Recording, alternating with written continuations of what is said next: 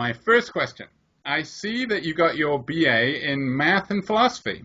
How did you end up with that as your dual focus, and what happened to math? Well, I actually started out just in math, and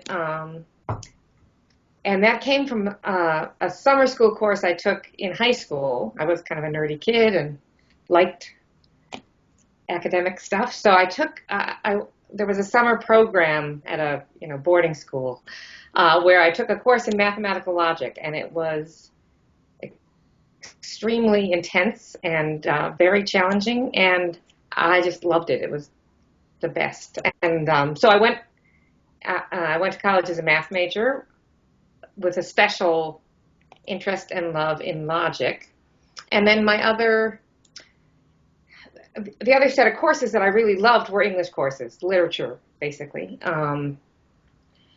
And it just, I had what turned out to be the good fortune of an advisor who was the logician at Yale, a very distinguished man named Abraham Robinson, who was a philosophical logician. He was a student of Hilbert, who was also sort of a major philosopher of mathematics and logic. And he had created this combined major of math and philosophy.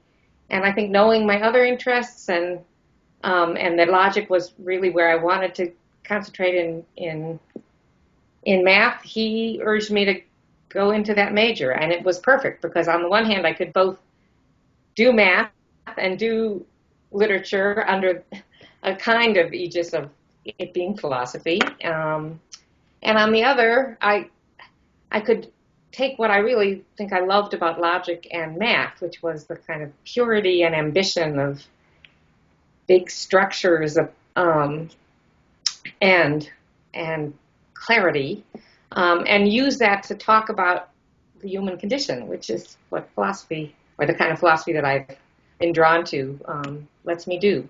So. Yeah, I think it's really unfortunate that there's this myth that you can't be interested in English and math at the same time. I mean, I remember encountering that at an early age, and I love them both. And I think it's right. Terrible that these things get quarantined from each other when clearly there's so much, that each can give to the other. Absolutely. And even though there's this huge movement towards interdisciplinary work, I mean, that's been going on for decades, interdisciplinary rarely means the humanities and the maths and sciences. It means within the humanities or within the sciences. And the idea of being a literate scientist or a philosophical mathematician is still, very, very unpopular or unknown. Yeah, it's very rare that these interdisciplinary things involve being good at both, and I think you need to be good at both. Yeah, right. Not that I'm any good at math anymore. No, I know it is something that goes away. Right. So when you took philosophy classes, what was it that grabbed you? I mean, was there a moment when, because obviously in high school you don't know anything about philosophy. That's another perhaps unfortunate thing. I remember my undergraduate major was politics, philosophy, and economics, partly because I hadn't done any of those, so I thought I can't be held accountable for my successes and failures. Right. So you don't encounter any, and it's entirely new. So what was it? What was the moment when you thought, "This is it. This is what I want"? Can you remember? Well, there were probably several moments along the way. I mean, the fact that I loved logic, and then, you could do these other kinds of logic, modal logic, tense logic. It was all just fun. So that was one element that made it, this is a fun thing to work on. My first regular non-logic kind of philosophy course was a huge lecture course by a brilliant philosopher and lecturer, Robert Fogelin. And maybe the second book it was a great books course, and we read Spinoza's Ethics. Now, now in I can see why that would appeal, though, because it's so beautifully structured, and Yes. It starts from first principles axiom. and derives all of these amazing conclusions about everything. Right. So it was this sort of grand, this grand ambition, just amazingly kind of mind-blowing ideas. So that was probably, the second mark in the, the second notch in the direction of, philosophy is the way to go. And then later, I think, while in college, I got a lot of amazing attention from my professors, and we had, so Wittgenstein was very, very beloved at that time by at least my professors, and I thought Wittgenstein was great. And then I had a tutorial, kind of English-style tutorial, one-on-one, weekly meetings with, actually it was Professor Folkland, when we read Strawson's Individuals. So I would say that, it was then, Strawson is a beautiful writer who also thinks very big and yet very carefully, and I just thought, if I could ever do anything like that, it's worth a try. Well, you're anthologized a lot with Freedom and Resentment, that's for sure.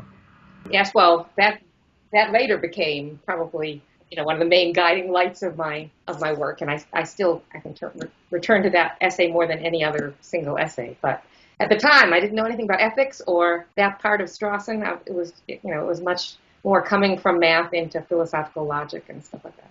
Yeah, I interviewed David Shoemaker, who seems to regard that as the greatest single accomplishment of humankind, is that essay. Yes, well, I think we're like-minded in that direction. One of your earliest papers was Asymmetrical Freedom. Could you elaborate a bit on what you argued in there, and perhaps put it in the context of what debates were sort of raging at the time, because that was kind of a fecund time for that debate? Okay, let's see if I can remember.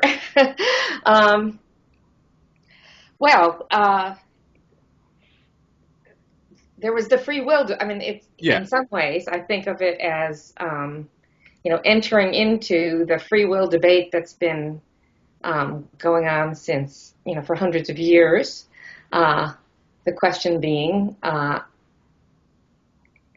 how can we be morally responsible? How can we be free in whatever kind of freedom is necessary for moral responsibility, given that our acts are a function of our character and environment, which are in turn a function of something beyond our control. So the suggestion is, if acts are determined either by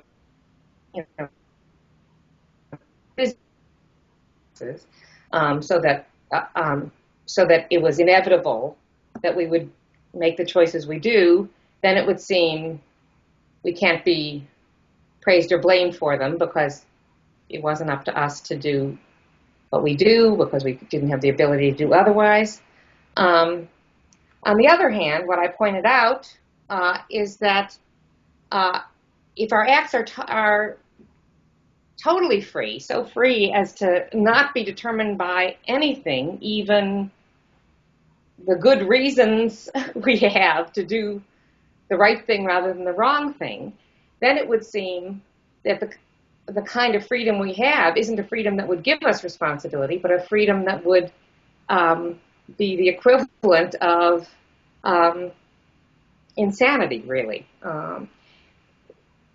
Being not responsive to the reasons that are out there.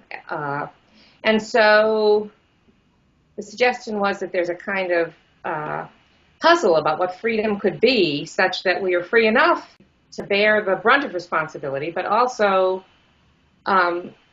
capable of being moved by external things that give us reasons to go one way rather than another. That's the basic idea. So the suggestion is, and then I appeal to intuitions. In the philosophical literature, one tends to think, well, if you don't have the ability to do otherwise, you're not responsible. You don't deserve blame. If it's a bad thing, you don't deserve credit if it's a good thing. But I pointed out that though that sounds like an accurate report of our first order judgments on these things, when it comes to the negative, if a person does something bad and then it turns out he couldn't help it, he was hypnotized, or he was coerced, or he was, under some kind of Manchurian candidate. Well, right, perfect example. Then we don't hold him responsible for the bad things. But when we look at good things people do, the pressure to say, well, they could have done otherwise, seems to disappear. And in fact, we use such expressions as he couldn't hurt a fly, or I couldn't resist when I saw this gift to give you. We don't take that as a sign that, don't give me any credit. It's rather an expression of how good the person is and how much credit they deserve, or something like that. So that was... Yeah, the popular quote now, I don't know if it's thanks to Daniel Dennett or if he was just one of the people, was the, here I stand, I can do no other. Sure, right. And nobody says, well, in that case, why are we talking so much about Luther? Right. So this was a time when the debate about metaphysical freedom had sort of reached a stalemate, and then along came people like Strawson in Freedom and Resentment, and Frankfurt with the alternative possibilities, and then your view. How would you differentiate yourself, say, from Frankfurt and Strawson? Well, let me differentiate myself from Frankfurt. Okay.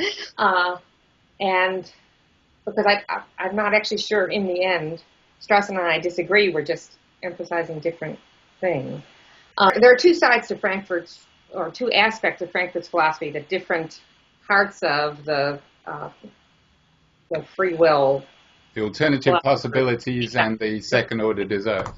Right. Now, in fact, though what I have to say may have something to do with the alternative possibilities, that's actually not something that influenced me or that I was directed by at all. So, but then there's the other side of Frankfurt, freedom of the will and the concept of a person, being the seminal article, in which he suggests that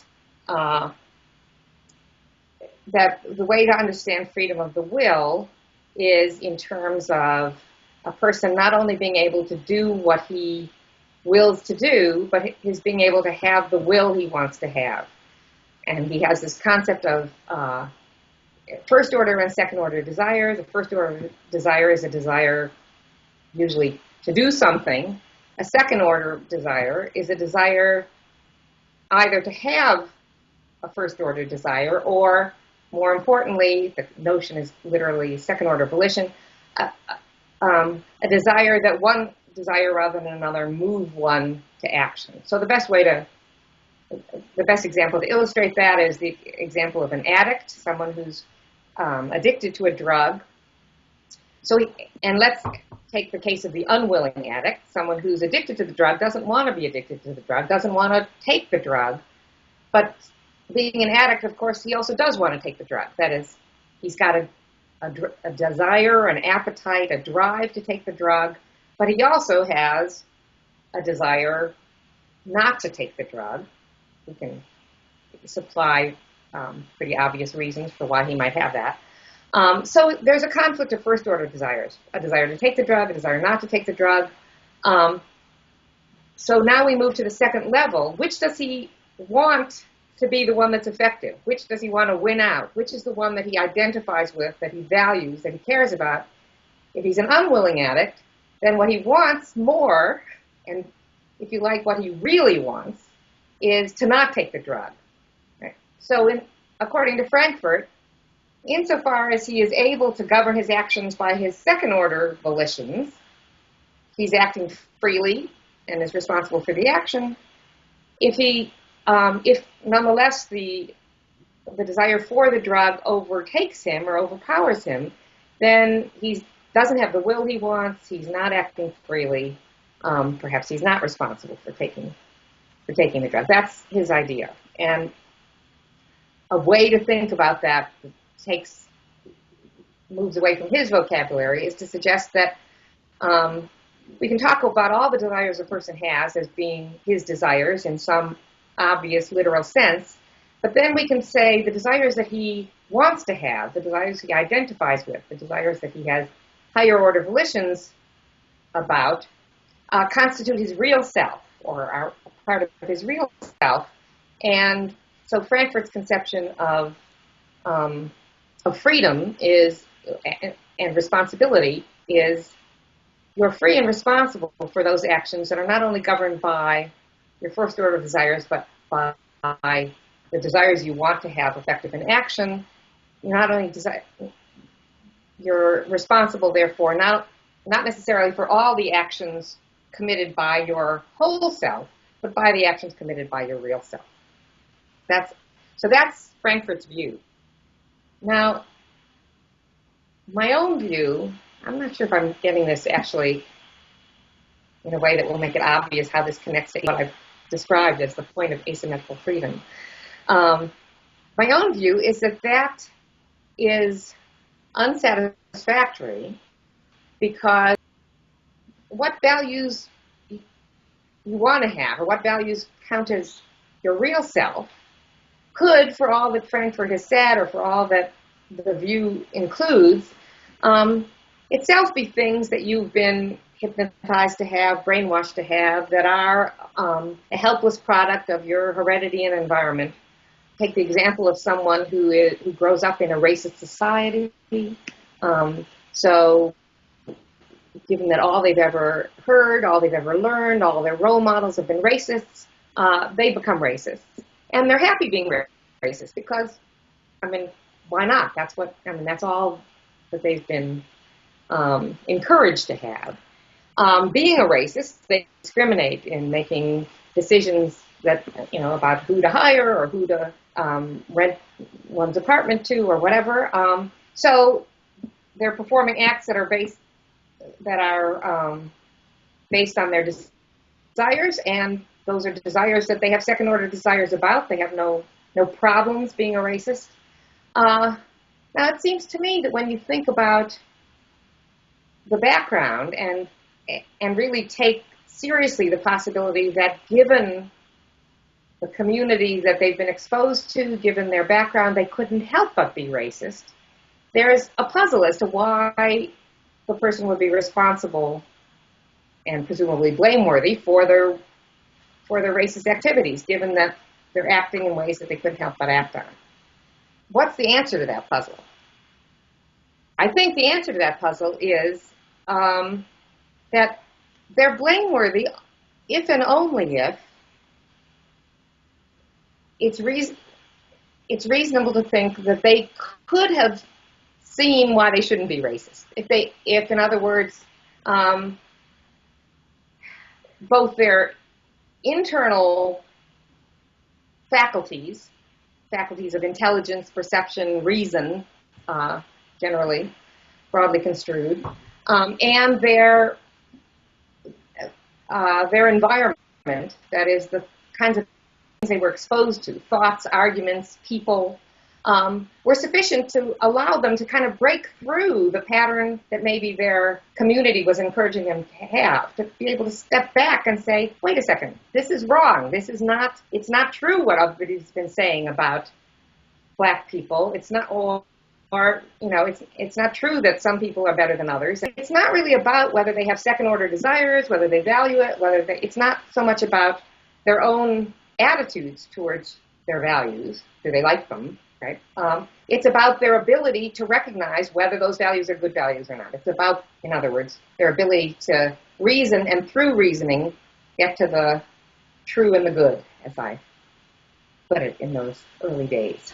So I had earlier said, look, there's a tension or a puzzle. Why is it that when it comes to blame, we seem to think people need the ability to do otherwise, but with praise, we don't think they need the ability to do otherwise?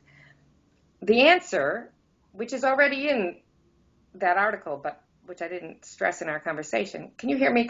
It's perfect. It's okay. Clear. It's wonderful. All right, great. The answer is because what we're really looking for is the ability to access the true and the good through reason, perception, all of the faculties we use in order to recognize the difference between true beliefs and false ones, good values and bad ones, and so on. So in the case of the racists that I thought could fit all of the Frankfurt's conditions, the real self conditions of I'm happy being a racist, and so when I'm a racist, I'm responsible, I said, actually, not necessarily responsible. If you couldn't possibly have seen what's wrong with racism, you don't deserve blame. On the other hand, when we say, oh, he couldn't hurt a fly, meaning that as a form of praise, the assumption, as I put it in the article, is, look, we wouldn't say that about somebody who is in an iron lung. I mean, of course, he can't hurt a fly either because he can't move, but that doesn't constitute a form of praise. When we say he couldn't hurt a fly as a form of praise, it's because he's so gentle, where the idea is he understands the virtue of being gentle. He understands the value of kindness, of not, wanting not to cause pain to people. That's a case in which we're assuming that the person not only has, but has exercised the ability to reason, to see what's true and what's good. And it's because we talk about it as exercising an ability, but in a way, he could not exercise that ability. I mean, if he's intelligent and perceptive and exposed to the right things, he will inevitably see, oh, hurting people gratuitously is wrong. And so he won't be able not to be that way. On the other hand, the reason he is that way is because he sees why he should be that way. And that's all one can ask for in wanting to be praiseworthy. Doesn't it seem that we're focusing on different things for praise and blame on that view? So, for example, it certainly seems like what we're praising when we're saying, he couldn't hurt a fly, is his character, is his virtues. Whereas when we're blaming on the basis of his choosing capabilities, of his deliberative mechanisms. Well, that's absolutely right about the examples I've been talking about, but maybe to avoid that, at least for the short term, instead of talking about he couldn't hurt a fly, talk about someone who just does, he sees someone on the side of the road in trouble and he helps them because that's what you do. Right. And so but I mean, here too, he's choosing, I won't make it to my appointment on time, or I won't get to the movie. I'll stop and help this person. It is a choice, just as it would be a choice to walk past or drive past. So either choice is an expression of the person's values. In the one case, they're bad values. In the other case, they're good values. In the one case, to say, can I blame him if he walked by because he was callous? I would say it depends on whether one could have reasonably expected him to know better than to be callous, to see why he shouldn't be callous. So there, the ability to do otherwise is important. When the person stops in order to help, I want to say, in the end, it's really the same thing that we care about. If the person stops in order to help because, in a kind of bizarre variation of the Manchurian Candidate, he's been brainwashed to say whenever there's someone by the side of the road, right, robot-like must stop and help, that doesn't deserve praise either, right? The reason it deserves praise is because we're projecting that the person is stopping because he says, a fellow human being in trouble, I should help him, and he thinks that for good reasons. So it's the ability to see the true and the good and seeing it, to act on it, that matters in both, whether it's the negative or the positive. It's just that in the case of the positive, he necessarily has that ability, whereas in the case of the negative, it's an open question until you pursue the background. You've heard, no doubt, of Affluenza. Actually, I don't know the phrase. The term. It's a good term. Oh yes, yeah. Affluenza is There's a famous case, recent one, where a kid, I can't remember exactly what he did, but I say a kid, like a 18-year-old or something, drove a car into a crowd of people, I think, and then just fled the scene. And the defense, he got a lower sentence because he was so wealthy. He sort of had been protected from having to see the concerns of ordinary people. I can't remember the exact circumstance, but it caused an outrage because of the judge's reasoning. The reasoning was, and actually I think it may have had more to do with prison wouldn't suit this person because of the way they've been raised. Isn't it a little worrisome? Suppose that someone said, well, I read this article by Susan Wolf, and it seems to support my being less harsh to people like this because it's not their fault, like Jojo in your case. Right. Yes, that would be a very upsetting use or abuse of my view. My first reaction to that particular case is that the moral that I would like to take from the view I have is that the ability to reason and to in other words, to think and reflect on one's experience, to hear arguments, to be open-minded, that should be getting much more attention and emphasis in child rearing, in education than it does, because that is the key to being a free and responsible being, it's a key to being a free and responsible being, to be able to reflect on your values and question them and see through them. If the person, and usually, as a matter of fact, I should think, being affluent, being privileged, being at least not horribly impaired or impoverished, should make it more likely that you have those abilities rather than less. Presumably you have, education, you have parents talking to you. I'm not going to raise current candidates for president in this context. Yes, let's just stay out of that. I cannot, I do not want to defend my country's evident political craziness right now. But in any case, right, presumably affluence should help you be. It's not a guarantee. Nothing is a guarantee, but other things equal, the fact that a person is a spoiled middle class or wealthy brat doesn't seem to me sufficient to say he couldn't help it. Right? He couldn't think for himself. He couldn't see reasons reasons to stand up and stay at the face of a crime. I mean, almost everyone knows that.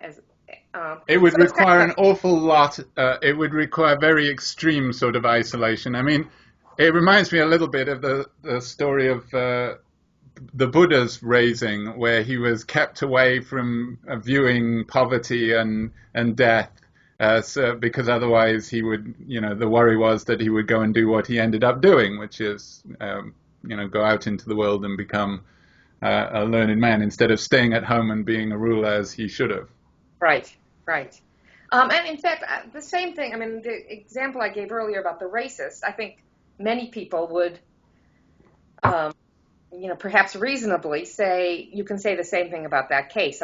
I had set it up for philosophical purposes with the idea that perhaps if you're raised in a sufficiently insular community, you couldn't help but be a racist if that's all you saw in front of you.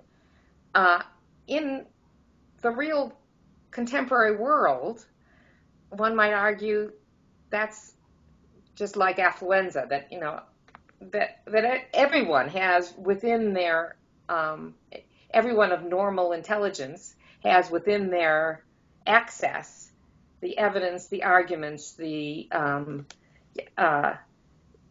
basis for reaching conclusions to reject one's racism.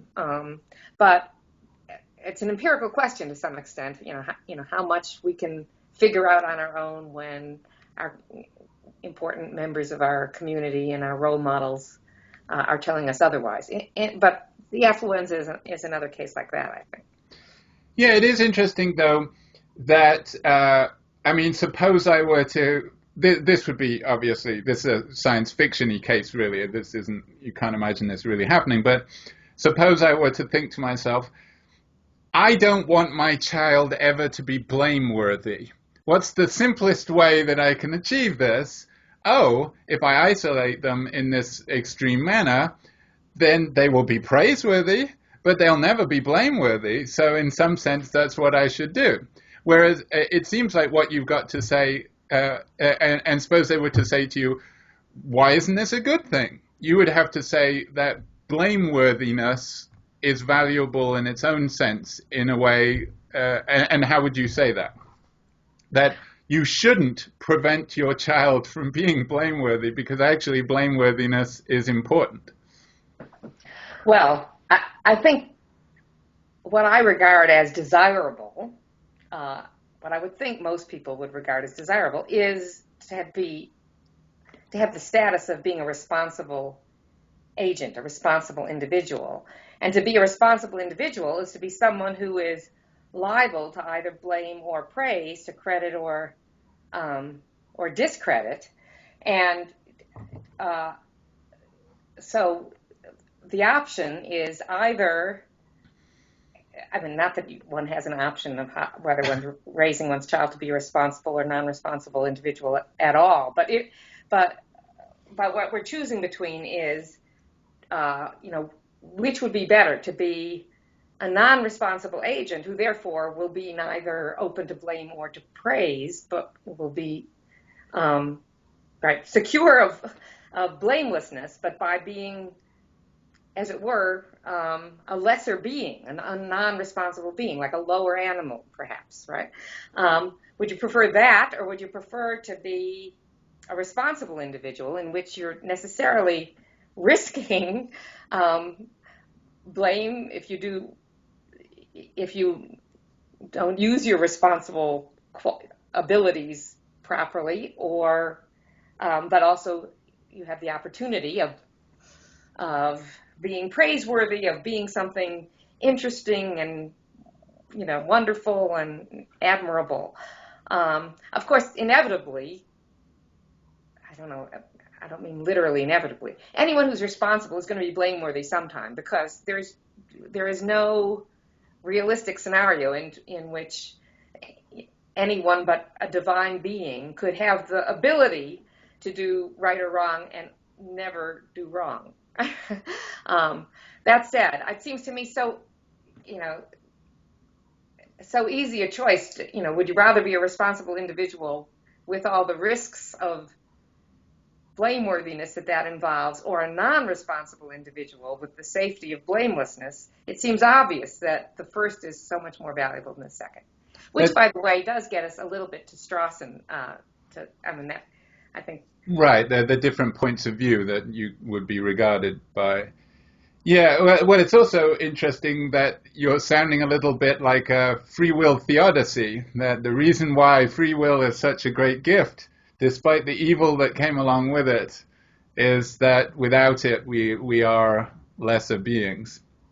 I never thought that was such a bad argument. Right? That was also part of my early training. But you're on the side of compatibilists a little bit, and that's not the freedom that the free will theodicists like, because compatibilist freedom puts God on the hook, as it were, because if he could manipulate the laws of nature in such a way, but anyway. Yeah, all right. Now, it's funny, though, that if you read philosophy of religion a bit, it does tend to have a much more libertarian bent.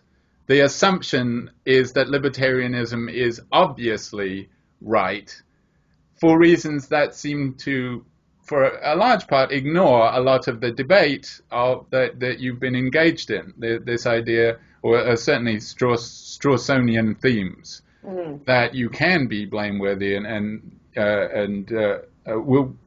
that be irrespective of whether or not determinism is true, whereas the free will theodicy has to commit itself to a radically indeterminist libertarianism.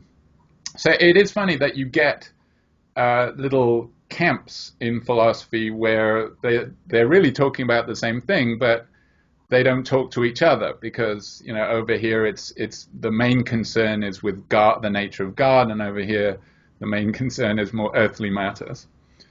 Well, you're right about that, and there is relatively little exchange between the people who are engaging in free will issues coming out of philosophy of religion, and the more secular philosophers who are engaged in this. That said, it doesn't seem to me that there's anything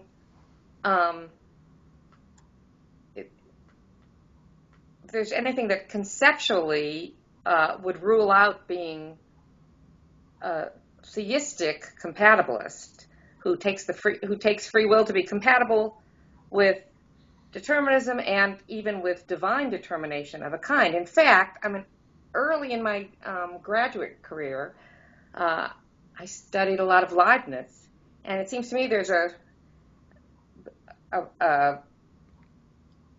very attractive interpretation of Leibniz as a compatibilist who takes the free will theodicy pretty seriously. That's true.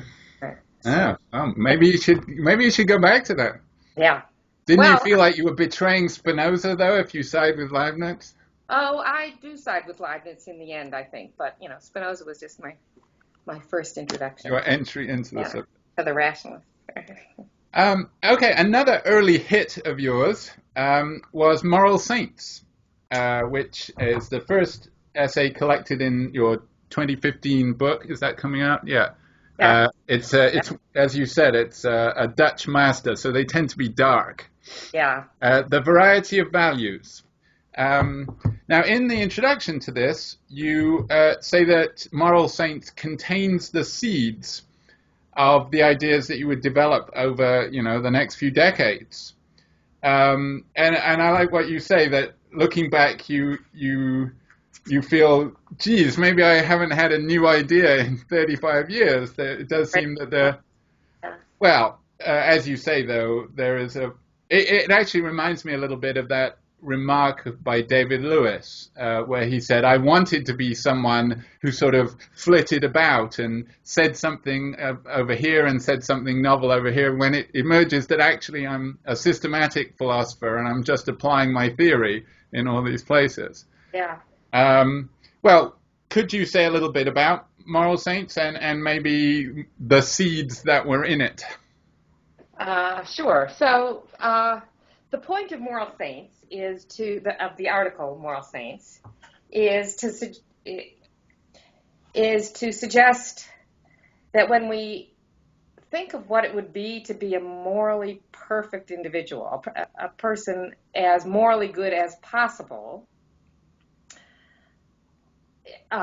thinking first of using one's common sense idea of what morality tells us to do and what moral values are, and then later on looking at some philosophical moral theories.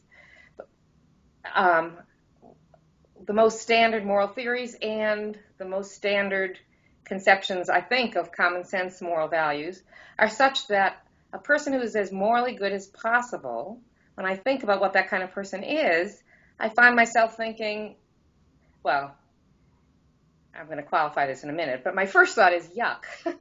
My first thought is, that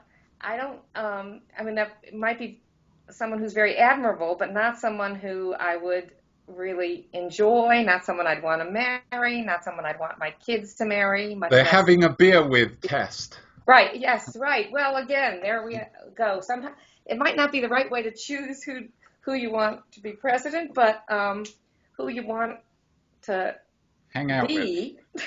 I want to be someone people would want to have a beer with. So, yeah, so there's this puzzle. I mean, in philosophy at least, people talk as if morality is the supreme value and that it's always better, always and unequivocally better to be morally better. But if that were true, then when you think about what's the morally best way you could possibly be, that would have to be the best. But you think of what that would be, and seems to me there are lots of things that the morally best person might lack that mean a lot to me. Sense of, a certain kind of sense of humor is one kind of example. A passion for, any number of passions for the arts, for sports, for there's a tension between caring too much about something that is not necessarily aimed at maximizing happiness or minimizing pain, that's not necessarily concerned with being as respectful and kind as possible. Like, is it Dorothy Parker who said, if you don't have anything nice to say, come sit next to me? Exactly, right. So Dorothy Parker is a perfect example of someone who would have written this article better than I would. But, I think Groucho Marx is an example, maybe even more extreme than that. But if you like those people and you think, look, there's something great about them, you can't fit that into a view that has a conventional view about what morality consists in, and also thinks one should always aim to be as moral as possible. See, actually, this is also relevant to philosophy of religion, because you're suggesting that heaven would be hellish. Well, if heaven is, it consists in the moral saints, that conventional and most philosophical moral theories would suggest, that is what I'm suggesting. And I'm not the first person to suggest that. I think Julian Barnes has a great chapter at the end of one of his books about an image of heaven. That might be George Bernard Shaw has a famous example of that. So it's a common view, though, just not so common in philosophy.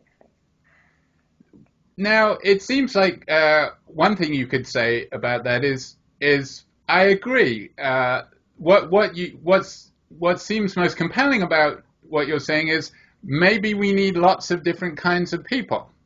Maybe if you look at society as a whole, you've got to have a diversity of people, but that doesn't alter the fact that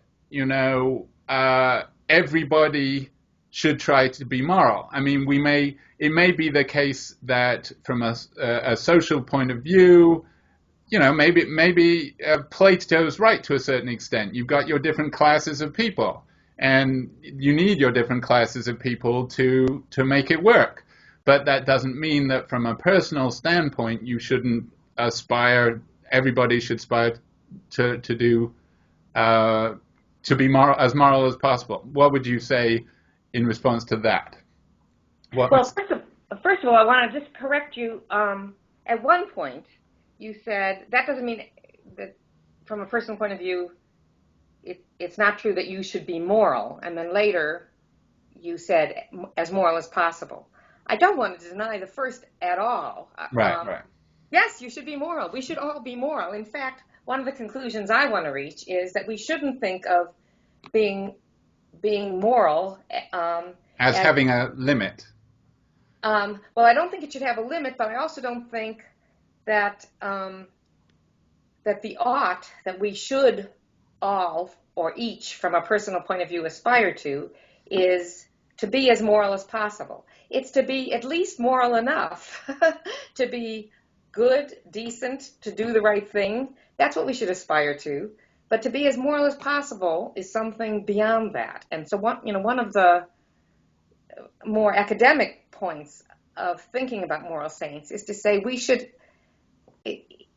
leave room in our moral thinking, our moral theorizing, our moral vocabulary for there to be a distinction between being moral, meaning morally decent, acceptable, not blameworthy, and being morally as good as possible, which is, to use a technical term, supererogatory. It's beyond what anyone should feel they have to do.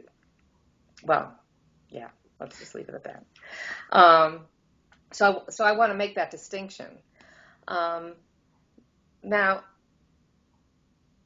the suggestion you were maybe making was, well, it's probably a good thing that we have a diversity of people, that not everyone is as morally good as possible, but shouldn't each of us try to be as morally good as possible? And those who aren't, I mean, even while we might be grateful that there are some who don't achieve it. Is that your idea? Is that? Yeah, I don't know what my idea is really. But it might be the case that socially a mixture works, or that for the point of view of society, a certain mixture works. But from the point of view of each individual, saying what, maybe it's just the case that many of us will fail, and this happens to work for society's purposes, but you could still say as, well, you should still try to be the best person possible. You should try to be the person who, heroic, like this policeman in the news who saw a suicide bomber on the way to a crowd and just hugged them and was killed instantly, of course, but thereby saved people. That everybody should try to be that person. Right. So, well, look, all right, again, though this is not where I want, this is maybe a distraction. I don't think, individual acts of heroism, which are wonderfully admirable and that do lead me to think, I wish I could be that way, right? I wish I could do that. I hope sometimes you might think, I hope I had the strength, the courage, the integrity to do that.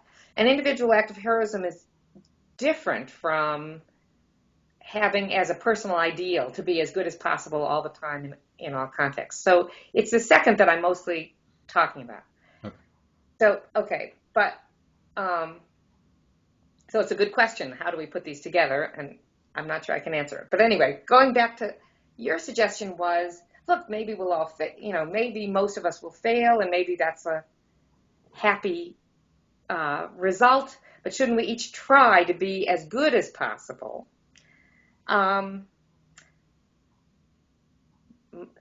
want to actually say, no, we shouldn't. On the one hand, I want to also add, look, the diversity of people, that is an important point, and important in part in saying, look, it's not that I actually think no one should be a moral saint. It's, in a way, it's part of the wonderful diversity of life that there are people who aspire to be moral saints, and maybe there are people who achieve it. I'm not really against, I don't, even though I've said yuck when I think of it, I'm not really against there being people who do have that aspiration. Yeah, I mean, you might say, I don't want to sit next to them at dinner, but I'm sure glad they exist because I would like them in my government or, as my judge if I ever come before them. Well, I just want someone who's just when I come before. But actually, I should say, shout out to, there's a recent book by Larissa McFarquhar called Strangers Drowning. She's a journalist, a very philosophically acute journalist who and the book consists mainly of interviews of people who really are living lives aspiring to something like my model of moral sainthood. And so there are real people out there, and everyone has to kind of read that book for themselves to decide what they think of them. But I didn't mean to say no one should be that way. What I do mean to say, which is directly on what you were challenging me about is, shouldn't we all at least try to be that way? And I just think, no. Why should we try to be that way?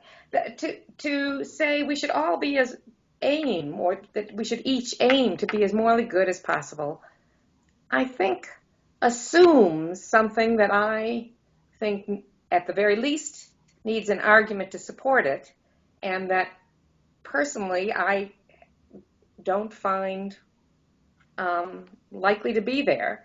Let me give you an example, perhaps, to support your case. I have a relative who, by marriage, who is his mother. Well, his mother and father. I think this is right. I haven't talked to him in years. Ran like an orphanage, and raised their child, him, as if he was on a par with all of the orphans raised.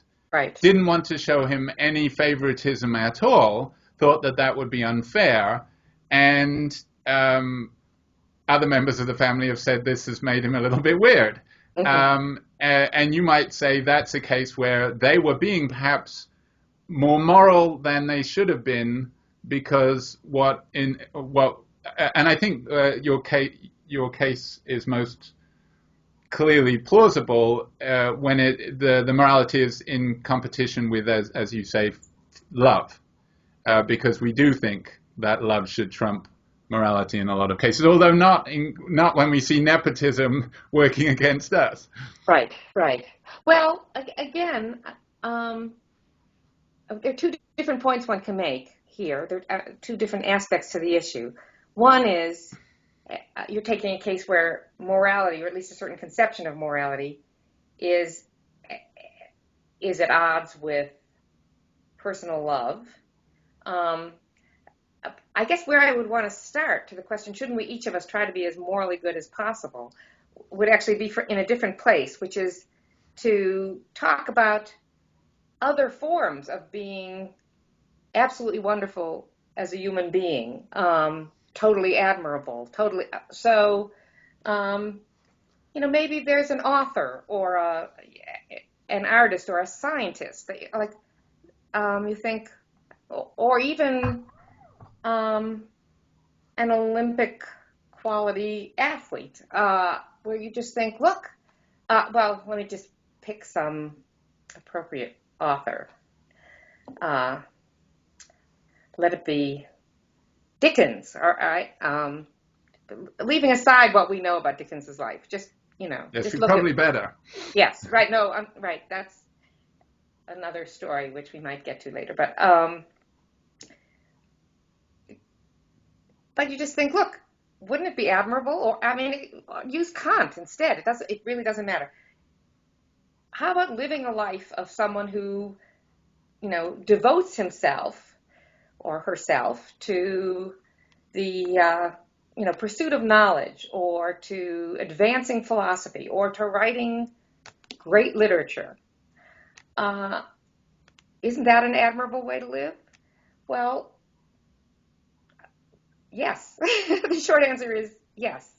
And yet, if you're devoting yourself to writing great literature, or to science for the sake of science, not a medical cure for cancer, but understanding the history of the universe or something, you're not as morally good as possible. You're not devoting yourself to,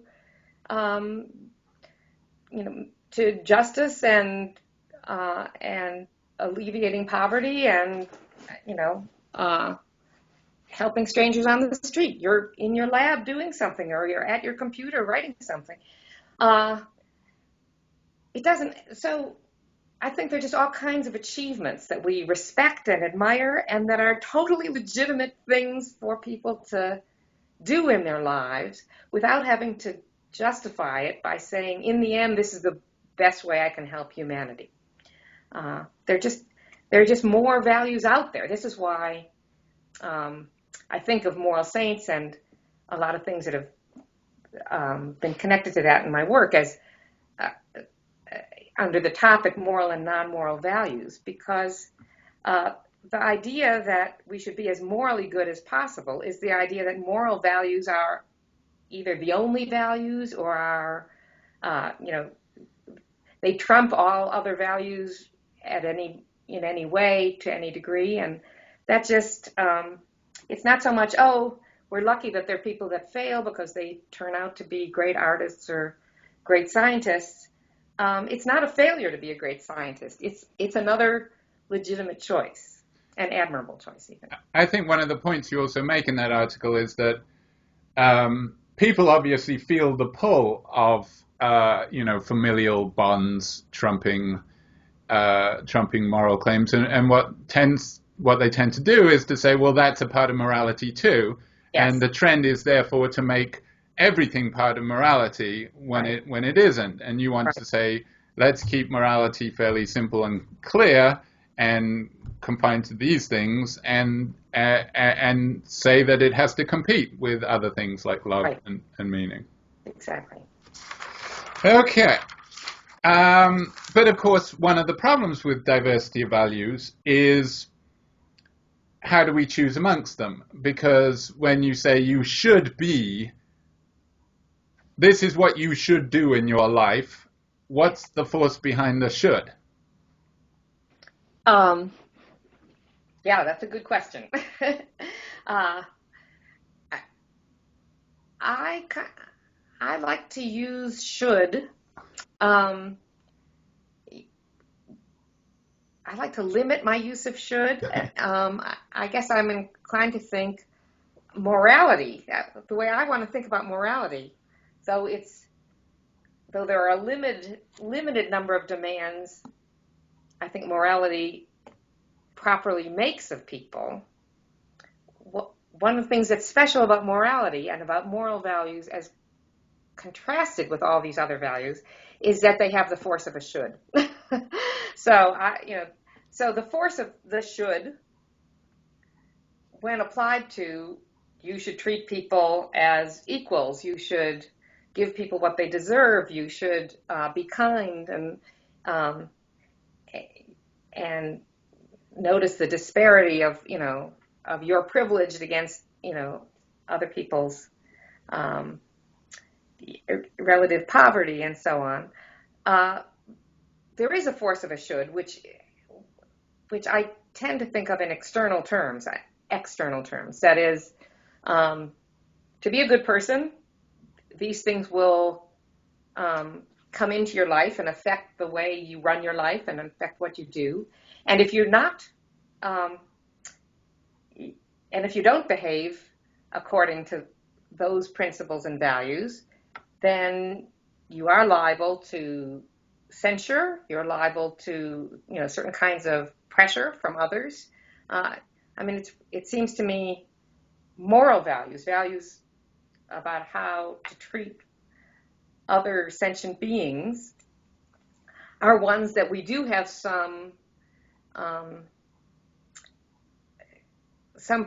there is some appropriateness of pressuring people to behave well rather than badly with respect to moral values. All these other values, values of self-realization, values of, appreciation of beauty, of science, of nature, I think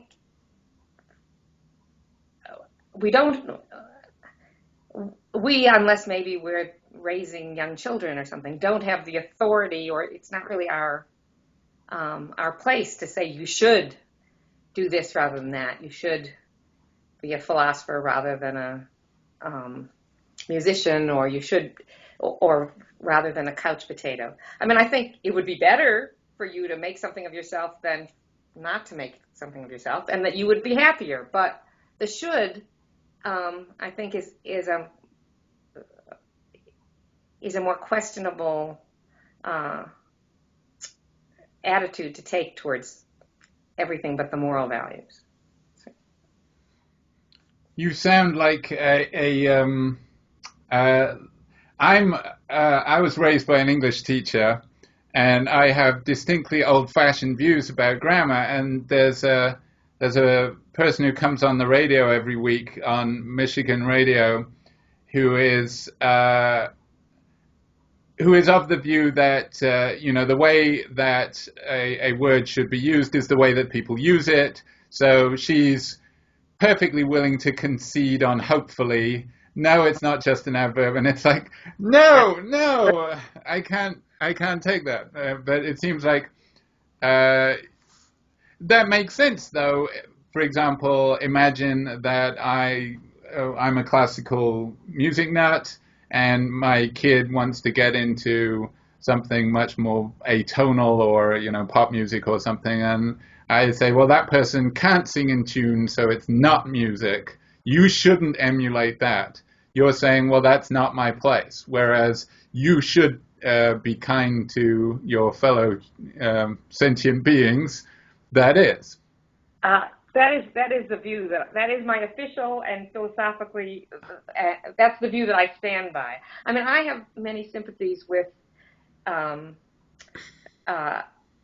those who want to use hopefully to refer to full of hope rather than I hope that, and that I still have trouble using there as the as a singular pronoun, but I want to distinguish what I think of as a matter of taste or temperament from a matter of actual justifiable criticism. Yes, and actually, your example of there, I'm with you on that one, but now I feel pressure to give in for moral reasons because of it's now a transgender issue. Whereas before it was just a grammar issue, but now, and I'm not going to give ground on that, but if you make it an issue of respect to persons, okay, I guess I've got to. Right. Well, then you have to give in not only in saying you should, but in actually doing it yourself, I suppose, right? I mean. Right. Yes, unfortunately. Well, does that make us moral saints? No. No. One pronoun does not a moral saint make. Damn. No, yes, one of the things that I found interesting in Moral Saints was that your disagreement with Bernard Williams. It's funny. Bernard Williams, there seems to be these figures throughout history of philosophy. I think of Thomas Reid as another one, as sort of the curmudgeons, the people who stand up and say, well, I'm not gonna, I don't like the way this is going. I'm going to be a contrarian about it. And Bernard Williams seems to have been a very good one of those, both in philosophy of personal identity and moral philosophy. Now you have certain alignments with him, but then you part ways with him. What would you say? How would you draw the line? I would say I almost never part ways with. Oh, you? On the value of morality, you certainly do. Well, perhaps so. I have to say, Bernard Williams is, one of my superheroes in philosophy, and so I think in most of the ways in which the philosophical world at large finds him controversial, I'm on his side. So when I part ways with him on the virtue of so what you're referring to, I guess, is that I like morality. I like the idea that morality has a place in our lives that we should continue to have. And Williams makes some rather inflammatory remarks, saying, maybe morality's time has passed, and we're, it's time to move on beyond it. A much more Nietzschean view. So it's true, we part company here, but on the other hand, my views about morality, namely that it has a place, not that it takes over all of our evaluative thinking, is to a large extent, I think,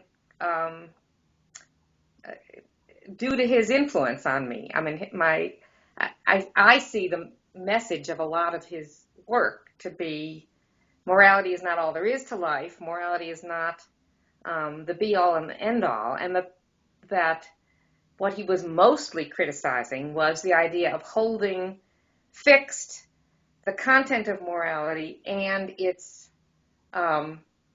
supreme and overarching value in the evaluative world. And I'm trying to get rid of the second while holding on to the first. And I don't really think that's as far from his views as... You think he was just being inflammatory for the sake of it? No, but I don't think that. I mean, I think, it's a long and complicated story. What exactly is his target and what exactly does he want to move towards? But, for example, if you take some of the more specific, concrete values and virtues that we identify as paradigmatically moral, for example, the virtue and content of justice, I don't think there's anything in Williams's writing that suggests that he doesn't care about justice, or that he doesn't think justice is extremely important, and that people should be, that we should insist on people behaving justly. So it's one thing to say, get rid of morality. It's another thing to understand that in a way that's compatible with saying, well, that doesn't mean people should go, start going around lying, cheating, and stealing, much less killing each other. Or, many of the values that are the concrete moral values that we think of as the center of morality are values very much part of Williams's own set of values and concerns, I think. That reminds me of the debate in political philosophy about political obligation. I mean, you have people like A. John Simmons, who've made a career out of arguing that there's no such thing, but he also has to say, that doesn't mean I think we should be rioting in the streets. Right. Now, this book is first of 2 volumes. And you collect in this one essays on morality, meaning, and love, and I want to talk a little bit more about meaning, certainly, and maybe love too in a little bit. But in the second volume, presumably, are going to be collected things like your stuff on the real self and stuff on more on moral responsibility. Why did you separate them out, and do you see them as really 2 distinct spheres in your thinking, or do you think that there's a real, they're all part of one big web?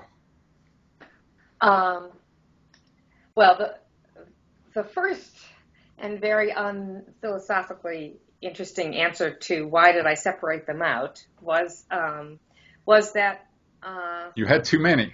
Yes, I had too many. And actually, anecdotally, I had signed a contract many, many years ago to write, to do a volume of collecting my essays. And then, all that it needed, the essays were, it already said which essays would be in it, but all it needed was an introduction and some proofreading. But there's lots going on in life, and for some reason it was never at the top of my to-do list. And so years went by, and I kept writing these other essays that I had committed to doing and never getting around to actually getting the volume out. And in fact, at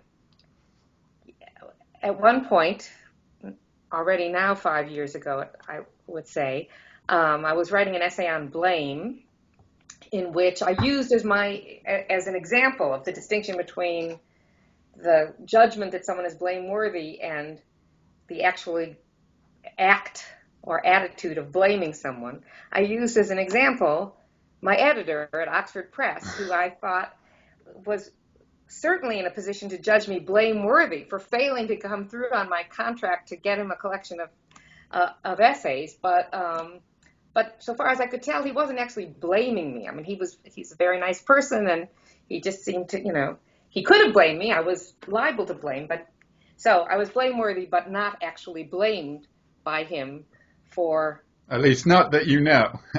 Well, not that I know. Anyway, so then eventually I thought, all right, let's just get this over with, get this volume done. And I wrote to him and said, I have some other essays, but, and he said, this is enough. It would be better to do it in 2 volumes. So that essay, self-referentially referring to the contract, will be in the 2nd volume, the essay about blame. Anyway, it was just a question of, trying to find good ways of dividing this. So better to divide the responsibility stuff from the moral and non-moral values stuff than any other way I could think of. But so that's the short answer to why there are 2, why I separated them. To the question, are these 2 totally different sets of interests, or are they all? Are they related to each other? Are they part of a big view? I think autobiographically, I didn't think of them as especially connected as I was working on them, at least in the early days. From more or less the beginning of my career, even before my career, from graduate school on, I've had these 2 major subjects that I've come back to again and again, one having to do with responsibility and the other having to do with moral and non-moral values. But I never saw them as related, but I also never saw them as intention. In fact, I suspect in some ways my views on one thing were informing my views on the other, but all very much unconsciously. As it happens, the work I'm doing now, which is on, well, I guess one way to put it is it's on non-moral responsibility. The work I'm doing now really is taking a lot from both these both aspects of my philosophical interests. I mean, I'm not on purpose synthesizing. It's just happening this way, which is to say, when you do philosophy, you have, or at least when you do a certain kind of philosophy, you have a view of the world, and different parts of that view come out and get expressed as you concentrate on one or another issue. And if you're lucky and your view of the world is more or less self-consistent, the relationship between these different things will just emerge somehow. Yeah, it'd be terrible to discover at the end, oh my God, they're totally incompatible. Well, I'm sure that happens sometimes, but... Now, you want it to be like a good Seinfeld episode where all the storylines get meshed together at the end. Yes, right. Yeah, so talking about the moral responsibility, you said a little bit about the real self view. What would you relate that at all? Step back a little. It seems to me that the issues of moral responsibility and personal identity often can be talked about separately, and sometimes are talked about separately, but more and more now people are connecting them. And just by using the very term real self in your view on moral responsibility, well, that, poses, not begs, poses the question. That's another pet peeve. Hello, right. All philosophers have that one. Right. Poses the question of, well, what is the real self? And is it something like the me that is supposed to persist through time in my theory of personal identity? What makes it real? Perhaps should be my next question. Well, by introducing that in the context of the philosophical literature on personal identity, you're suggesting an interpretation of real that's metaphysical, right? That may be what's behind your... Well, I'm thinking that you mean what's what's really me. I mean, for example, I'm responsible for the stuff that is really me, not stuff that's a product of manipulation or hypnosis or whatever. This is really me, so I should be held accountable for it. Well, why is it really me? Right. So in the literature, in the stuff that I've published, where I use the term real self, I'm using it to refer to a view that I don't agree with and that I associate with the works of Harry Frankfurt, Gary Watson, some others who have gone on, and who interpret the real self as the self that the individual embraces for herself, the self that the individual identifies with.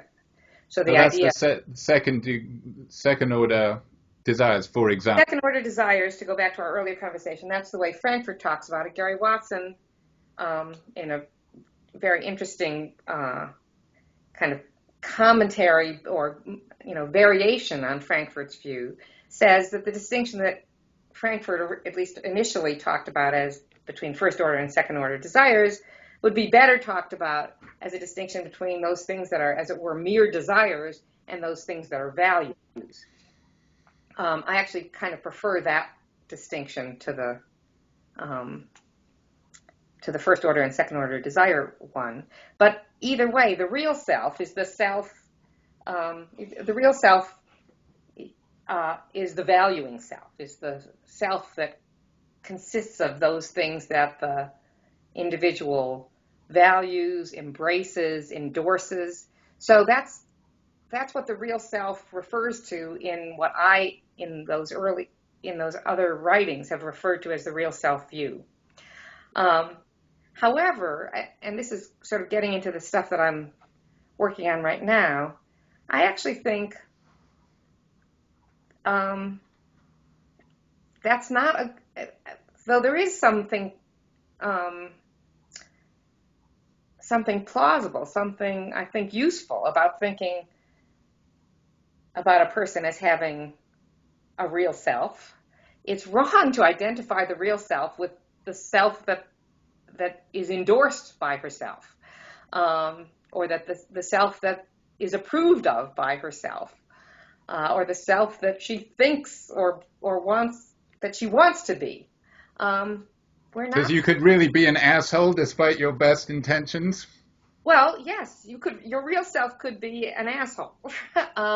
Your real self could be, so part of this has to do with the fact that we're not great with respect to self-knowledge. That the things that I endorse aren't necessarily the things that I really care most about, but also the things that I really don't endorse might still be really part of me. And so, really part of me as opposed to superficially part of me. So I would like to distinguish what I've identified in the past as the real self in connection with this other literature from a different distinction that I think might be as important or more important in a lot of contexts, philosophical contexts and personal contexts. Maybe ideal self is a better term. For what was called the real self. Yeah. Yeah, that's a good idea. Yeah, because if we do want to say that what's really you is something that you don't want to acknowledge, oh my God, I was an asshole all along, you really were. Right. There's also this view, well, the reason why it's important in personal identity discussion is, of course, if you take the sort of Lockean line that it's your memories and so on, there's always these puzzles about, well, what about false memories and so on. And there is one view that I confess I don't think I really get, despite having talked to Maria Schechtman about it, is this narrativity view that you've got to, what makes you is if you can make this story. And it sounds like the story you're going to tell is one that puts you in a good light. And that's going to be much more your ideal self. Right. Whereas other people might be telling an entirely different story. So then, but you still want to say, though, don't you, that I shouldn't be responsible for things that aren't in my ideal self? I mean, even if they're really part of me, if I'm unaware of them and if I would reject them if I could, doesn't that affect my responsibility for something? So this is all connected to things I'm working on right now. I mean, I've been working on for the last couple of years, but it's an ongoing project. And I have somewhat complicated views about this. I don't know how much you want to go into it. There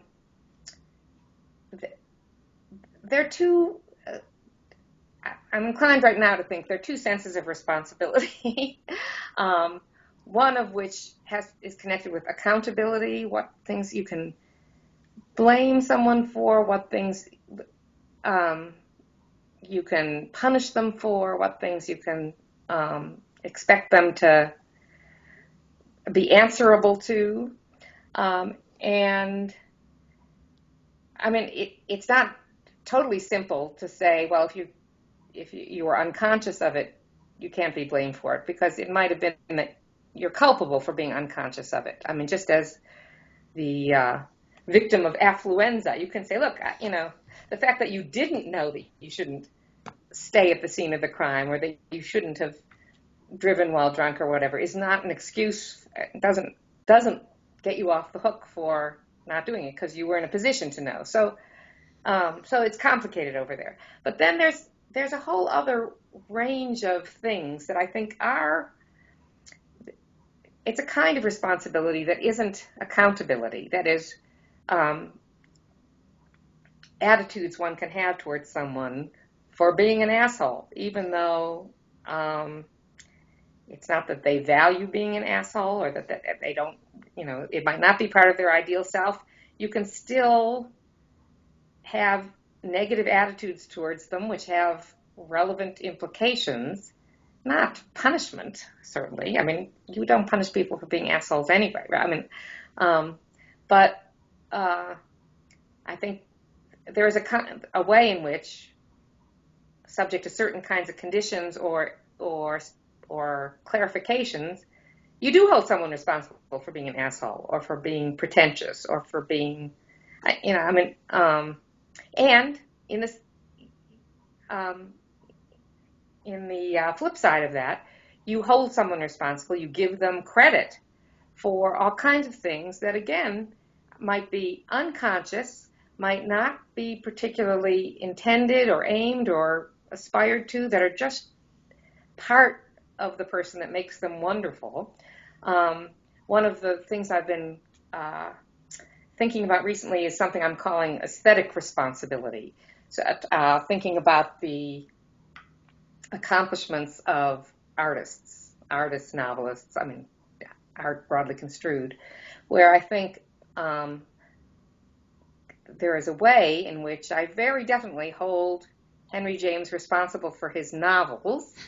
I have strong attitude. I mean, I'm a fan, so not everyone is, but I love his novels. And I know someone who, Ed McCann, one of my professors at USC, the loathing in his face when he described the ending of the Portrait of a Lady, it was like he wanted to punch him.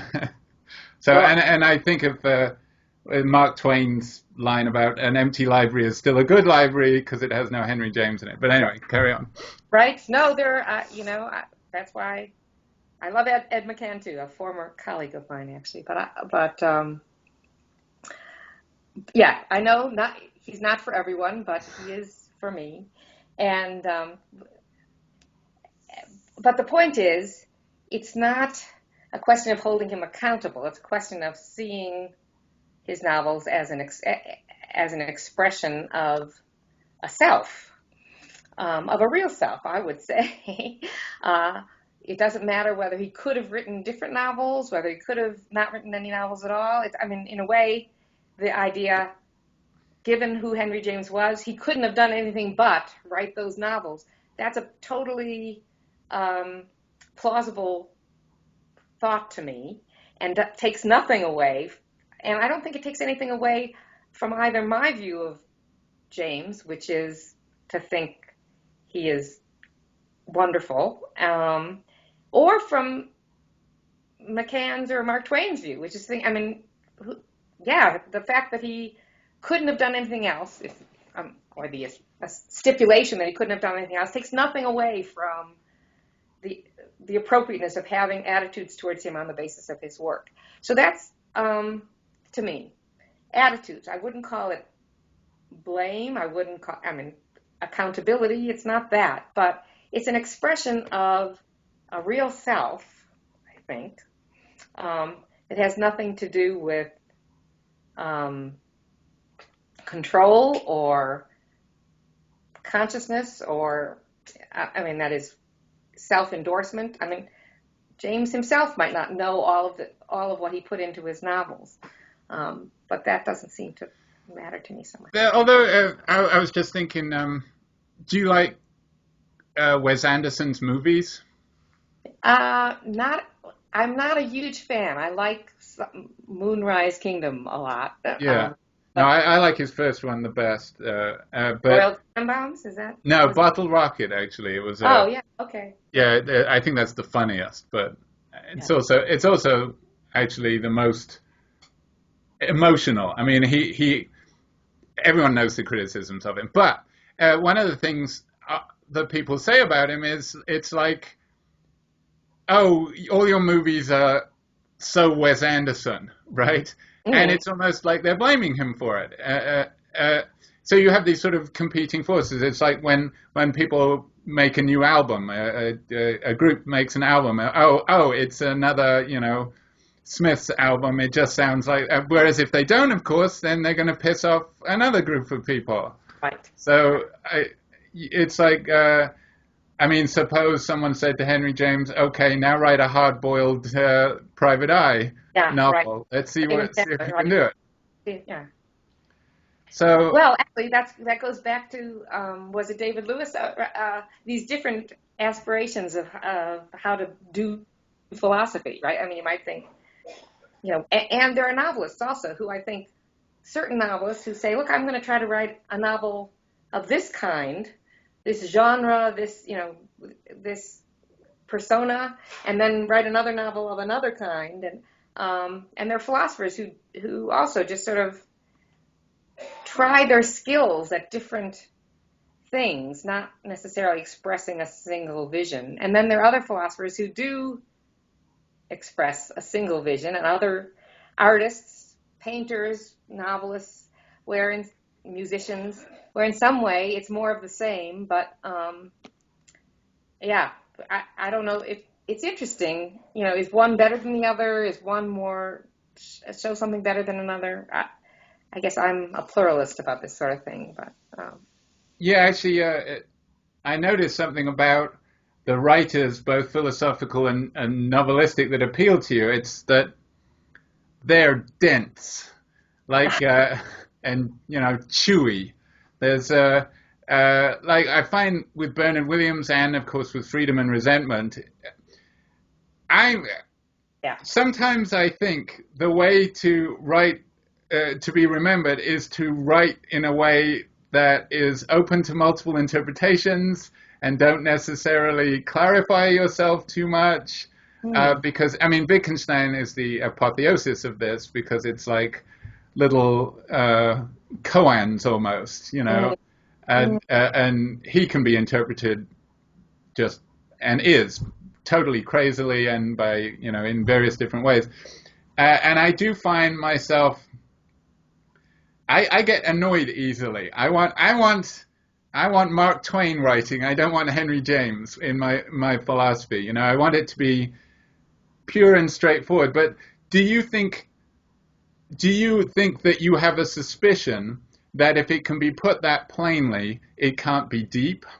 Or do you think that's not true? Well, I don't want to say anything quite that strong. I did, in response to your suggestion that, well, the way to really make your mark is to be obscure or dense. My immediate defense, I mean, you're right about my taste being towards, well, there is something that Bernard Williams and Henry James have in common for sure, and Wittgenstein. In a different way. Yeah. But what I wanted to say right away is, look, there's a real distinction between being dense and being obscure. A distinction between being, and what I think I love is subtlety, is having the kind of sensitivity and precision and just sort of sharp vision to be able to distinguish very subtle points or very subtle differences that others don't seem to notice or think are trivial. So I mean, and for the record, I mean, one of the things that people often say about Henry James, and also I think about some of the other things that I really like, have to do with, might be suspected of being trivial. Isn't this splitting hairs? Isn't this a fine difference? Maybe it's just a matter of temperament. I love having a difference pointed out to me, between two things that until it was pointed out I thought were equivalent. That's just something, it kind of thrills me, like, I see the world better. Right. No, absolutely. And I think, although I'm torn about freedom and resentment, I think the reason why it is still, that if anything, it's much more popular than ever. I think some of the parts of it do seem a little bit dated to me. I mean, the debate about determinism seems a little of its time, but I think the reactive attitude stuff, I think that's why people go back to him, that he points out talking about reactive attitudes can be traced to that. And I think that's another one of these distinctions, that, hey, here's something that you didn't notice was a thing, and we'll call it this. And that's great philosophy that does that. Yeah. Now, I always loved reading Quine, and Quine is another beautiful writer. But his theory is not necessarily fine distinctions. I mean, his theory is very austere, but it's like he has his theory, but I'm not going to give it to you straight. I'm going to write beautifully about it and assume that you know so much that you probably don't, and you're going to have to work it out. Right, that's true. Which makes it hard to assign Quine to undergraduates. Yeah, unfortunately. Meaning. Yes, I don't want to let you get away without talking about that, because you've written a recent book about meaning. Now, meaning in life, not meaning of life. Perhaps you could start by explaining the difference, because, of course, philosophers are supposed to talk about the meaning of life. Well, it depends on what kind of philosopher you are. Either you're supposed to, or that would be the worst possible thing to talk about, because it's nonsense. And right. Nonetheless, I'm not talking about it. So the question of the meaning of life, as I understand it, is a question, does life have a meaning? It's a question that seems most naturally interpreted as closely connected to, does life have a purpose? Although there are some people who want to distinguish the questions. You're right, they do tend to get conflated. But there's some people want to say there's a difference, but it's hard to put your finger on it. So I'm not sure what They tend to talk in terms of narrative. So more literally, the meaning of the narrative. They want to make it almost non-metaphorical, just as we talk about the meaning of a piece of text. Whereas you're certainly right, though, the majority view is that do we have a purpose and where would it come from? Right. So I suppose there is this other question. What's the meaning of life? Like, what does it mean to whom? I'm not sure that there is life. But so that's one way of thinking about it, or what's the meaning of life? What's the purpose of life? Either way, it's a question about life, human life as such. Many people think there is no meaning to life, but that means to anyone's life. Many people think there is a meaning to life, and that would be, again, to anyone's life. So there are these big questions, like, is there some reason we're here? What can it tell us about the universe? Different from that, and maybe only very loosely related, there's a whole area of talk where people say, my life isn't meaningful enough, or that life is so and so is living is doing something really meaningful. Where we're not talking about life as such, we're talking about one life as opposed to another, one way to live a life. You can live a life such that it is more meaningful, or such that it is less meaningful. So meaning in life, I identify as the subject that's addressing what is it that makes a life meaningful, where against the background of the idea that a life can be more or less meaningful, and that some lives are more meaningful than others, or some ways to live one's life would give it more meaning than others. So it's not really about life as such or life relative to the universe. It's about how to live a good life, where one aspect of living well or living a good life is that it be a meaningful life. Now, you have a specific theory. I do. So let's hear it. So, so to get right to my theory, as opposed to what it's contrasted to, my view is that that life has meaning insofar as one is engaged by and with activities that one loves and that are worthy of love. Or, as I put it in a slogan-like way, meaning arises when subjective attraction meets objective attractiveness. So the idea is that to live a meaningful life, one has to be engaged in things that one loves, that one cares about, that one finds, gripped by and attached by. But it also has to be the case that the things that are the objects of that kind of love and excitement and grip are objectively valuable, are valuable not just from one's own subjective point of view, but from another point of view or another, right? I'll just stop there. Right, but now, of course, the objection that you get in this book is you're bundled together with various responses. Right. Which one gave you most pause, if you can remember? There's John Koether, is it? Katie, I think. Katie, Robert Adams, Nomi Arpali, and Jonathan Haidt, who is Yes. A psychologist. Well, is he a psychologist? Yes, he is. Yes. So now you certainly got the elitism response, which, of course, whenever you say objectively valuable, the question is, well, by whose standard? Right. By whose standard? Yeah, well, I mean, there's not a who, by the truth, right?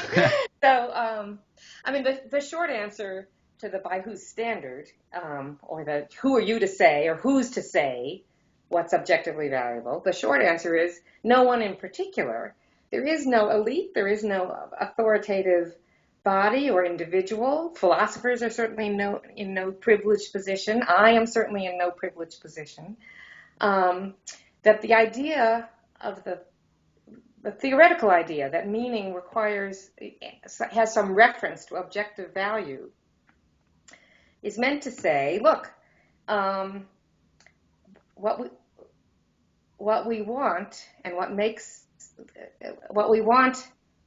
when we want a meaningful life, and what I think is the only intelligible way of understanding how this could be something worth wanting, is that the things that we're engaged with, that we devote ourselves to, that we care about, are worth caring about. That that we're not deluded. That we're not,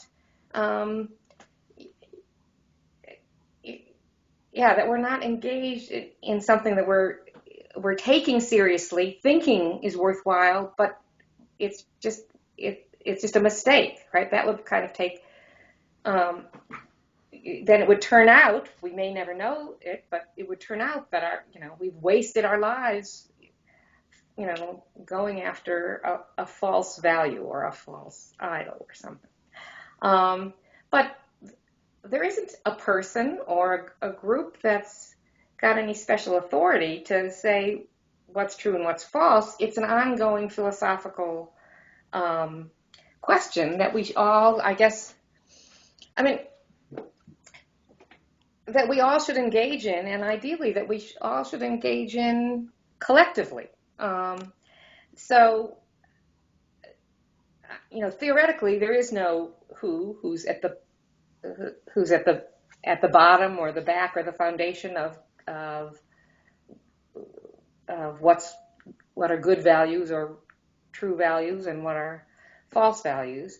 But I think in practical terms, when someone raises the question of elitism to, you're using values that are, just from your community, your privileged community, your overeducated community, your Western imperialist community, whatever, is to come back and say, well, show me some other values, show me some other point of view, and then think it through. This is another thing that David Lewis, I only know this from secondhand, but I guess David Lewis at one point talked about a wait and see way of doing philosophy, where the idea is you start out making a claim that you think that you're offering as universally true, right? Like we all think or we all know something.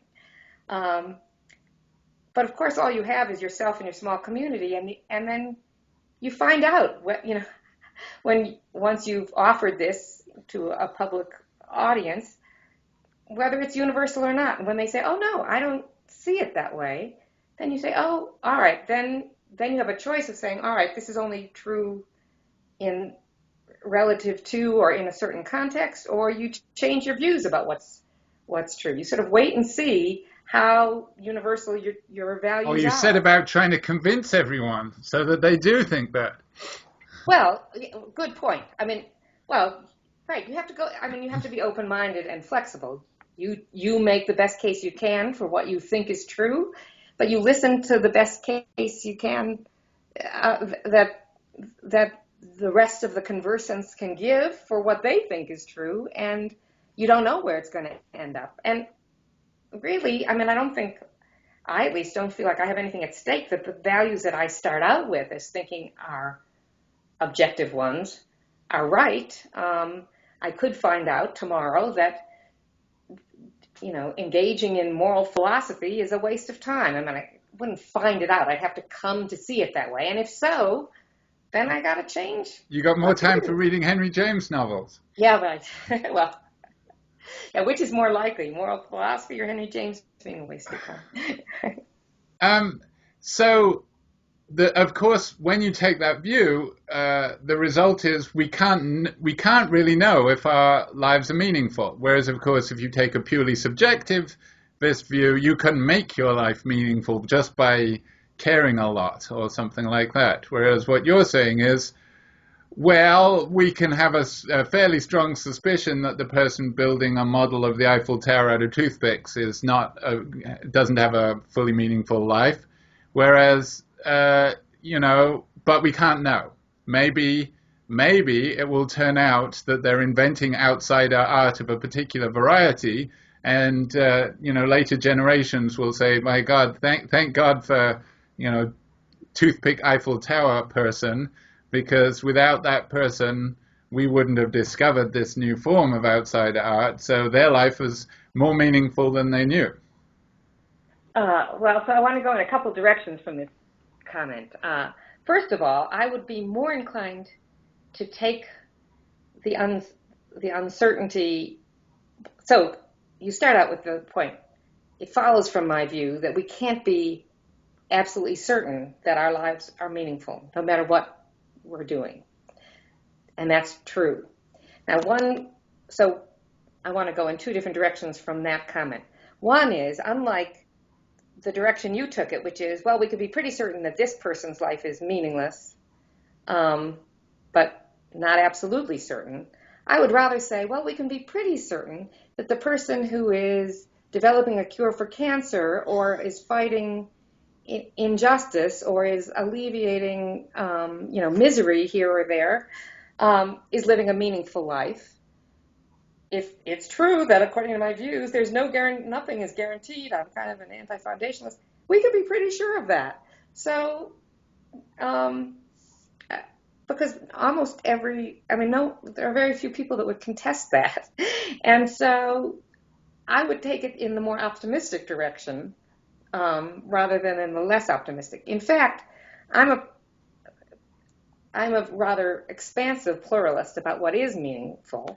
And I think almost always, if you yourself are looking and reflecting on whether what you're doing is meaningful, you're even asking the question, what's the point of this? Can I articulate and see whether what I'm doing has any value outside of my own eccentric appetites? Chances are good that what you'll end up with is something meaningful. I mean, you're likely to, I think the very asking of that question is a kind of prod to go in the direction of something valuable. If, for example, people ask that about the philosophy they're writing, am I wasting my time writing about this topic or something? I think that's a healthy thing to do and is more likely to get them to do something meaningful. So I don't take it in the pessimistic. So I want to take it in the more optimistic direction. That's number one. Number two. Right, you can't be certain, but you can. You can't be certain about many things in life. Well, the other thing I want to say is actually, you can't be certain about anything in life, and certainty. It would be great to have certainty, but just get over it. I mean, we can't have it about almost anything, and you just got to live on as best you can.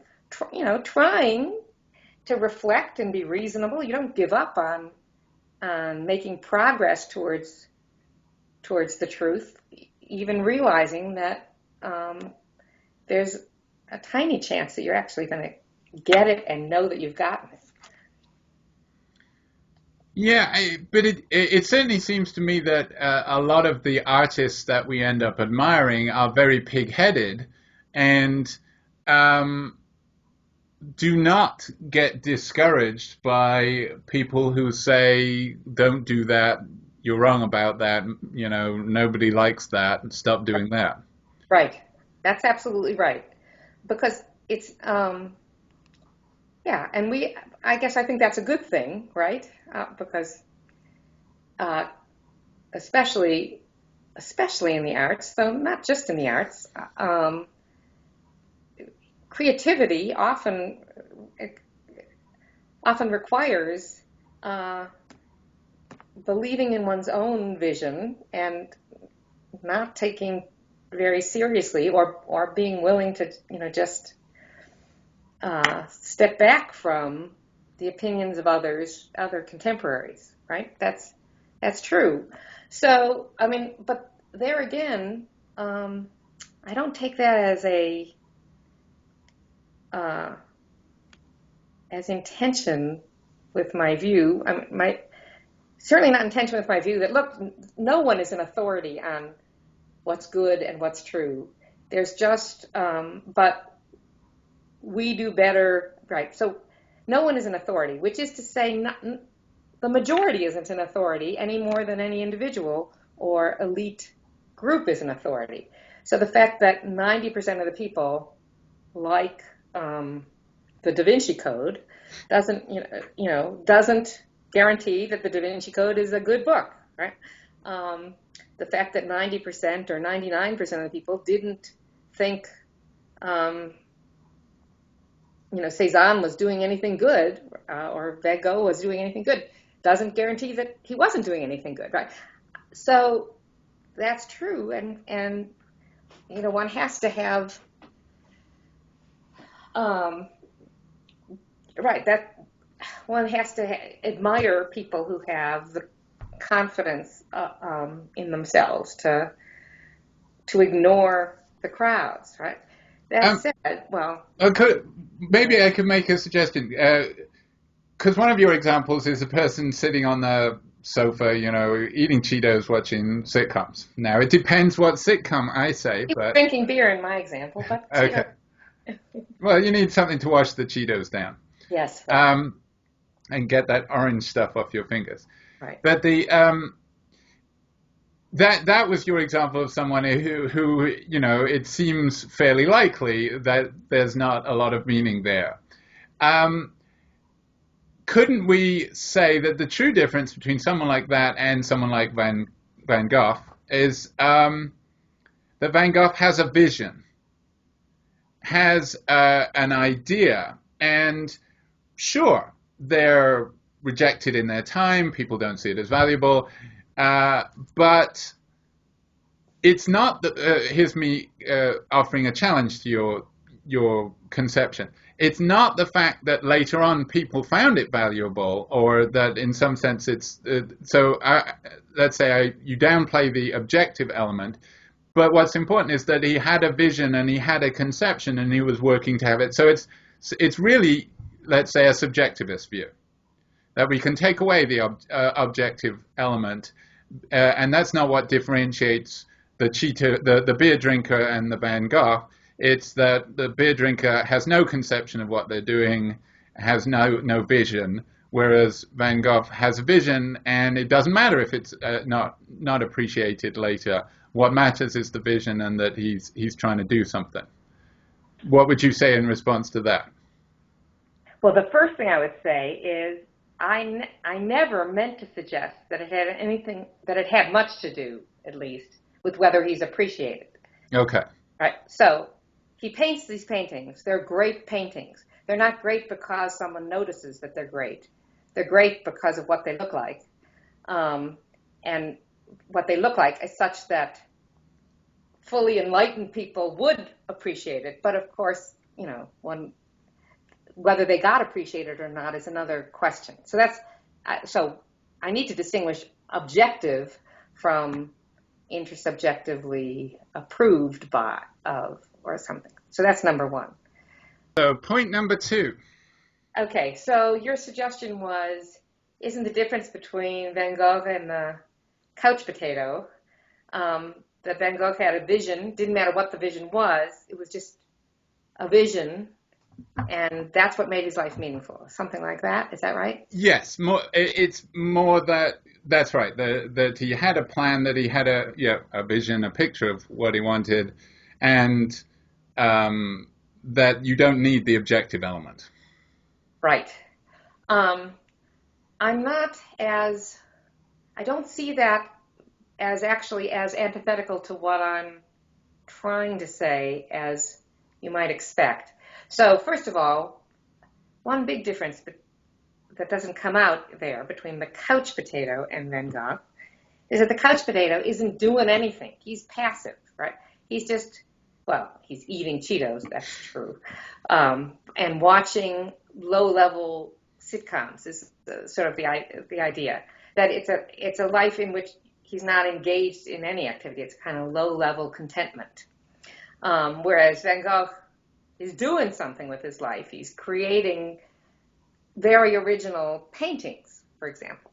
Now, we could compare Van Gogh with an Olympic track star, or with a mother and housewife who is taking care of a family and and raising her children and engaging in civic community things. I mean, it doesn't have to be a vision, right?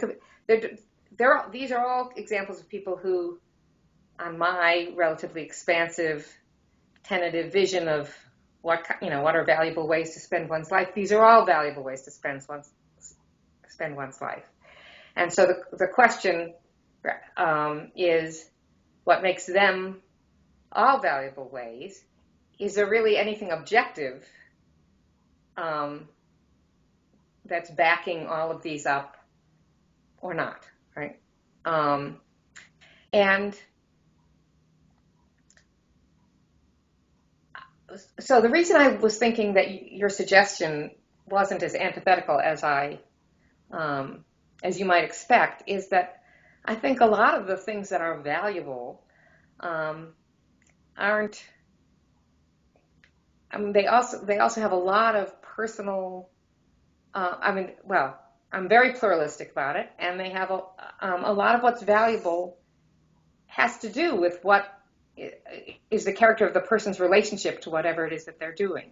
So there are good artists and bad artists, right? And you might think, according to your view, Susan's view, Van Gogh's life is meaningful because he did create masterpieces, but if the artist next door was creating stuff that objectively, it's not really a question of whether it was appreciated, but is objectively just not really very interesting or very beautiful, or then it's not meaningful. About that, I am inclined to say, well, it's more meaningful to create masterpieces. I mean, but devoting oneself to art, just to, even the aspiration, if the aspiration isn't insane or ridiculous or nonsensical, like the aspiration perhaps to collect the biggest ball of string would be, that already, puts you in the direction of some kind of meaning. In part also because I think one of the things that's valuable is to develop virtues in oneself, and virtues aren't all moral virtues. They're virtues of self-discipline and determination and carefulness and integrity. All of those things, I think, are aspects of living a life in a way in which one's putting energy into things that are objectively valuable. That's a very broad way of understanding objective value, but that is at least compatible with the view that I've put out there, and it's actually the way I meant to understand it.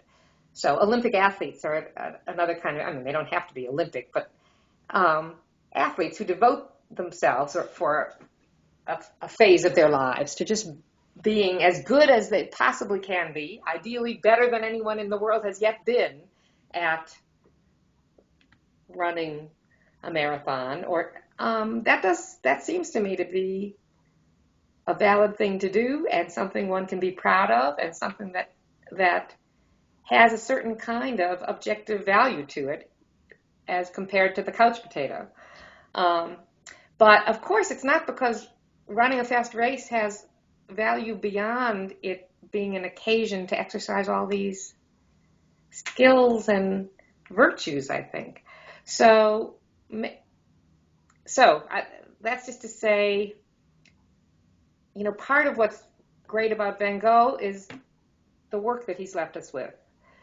But part of it is, part of what makes it a meaningful life is not just that it yielded these objectively valuable objects, but also that it yielded them in a way that involved a kind of self-realization, a pursuit of a vision.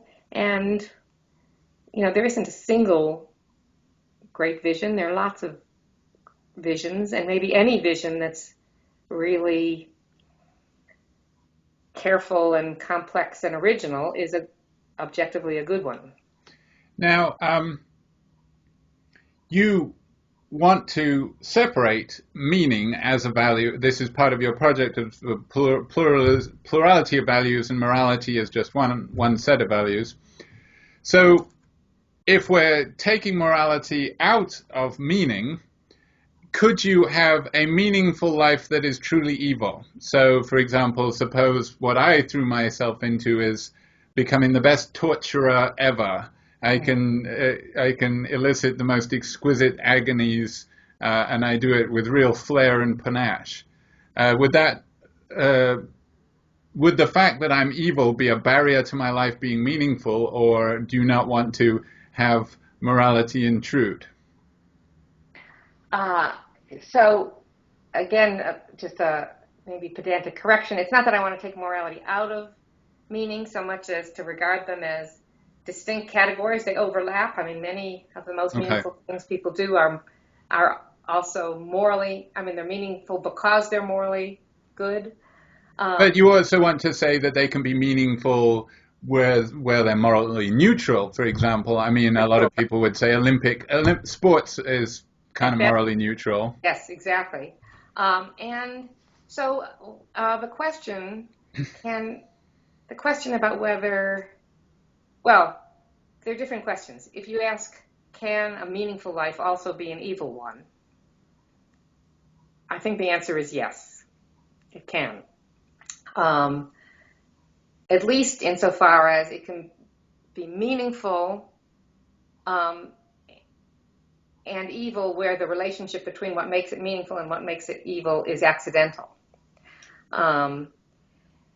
So, I mean, in fact, I think a lot of artists who are great artists and who did something who were subjectively engaged with an objectively valuable project, producing this art, were nasty people. Mm-hmm. And did nasty things. I mean, Dickens was a very bad husband. I don't know about the rest of his life. Picasso. I mean, there are lots. I mean, many artists. But nobody ever called Pablo Picasso an asshole.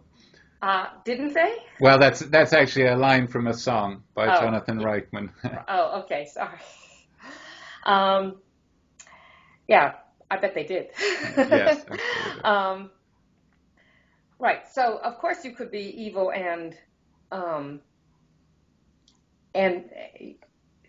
you could live an evil and meaningful life in that way. A somewhat more complicated case, but one that would be the way I've dealt with, and this is not based on a deep knowledge of the biography of Hitler. It seems to me very plausible to say that he lived a meaningful life. It seems very implausible to say his life was meaningless. That seems really bizarre. I'm inclined to think he lived a meaningful life insofar as he achieved some very impressive things, not accidentally, and showed certain kinds, maybe certain kinds of virtues, not accidentally. Simultaneous with that, and not totally accidentally related to that, or not in the same way. I mean, he was the cause of. He was an evil man, and the cause of horrible evils. I mean, so I'm inclined there to say, well, I don't want to call his life meaningless, but on the other hand, when you're thinking about Hitler, to ask, well, was his life meaningful or not, is a kind of peripheral question to what we mainly want to say about Hitler, right? Which is that he was a monstrous human being and left, a monstrous legacy. So I want to say, what's salient about Hitler is that he was evil, but it's not inconsistent with his living a meaningful life. Right. I would want to contrast that on the one hand with a certain kind of serial killer who maybe doesn't do. I mean, all the person does is kills a lot of people, and doesn't do anything in an objective. I mean, there is no value. There is no positive aspect that counts as the objectively valuable things that the serial killer is engaged in. that could be a meaningless life. Hitler's own life, which was engaged in sort of big ideas and doing, um, and changing the world according to some values that presumably were positive ones, even though they were hopelessly intermixed with other values.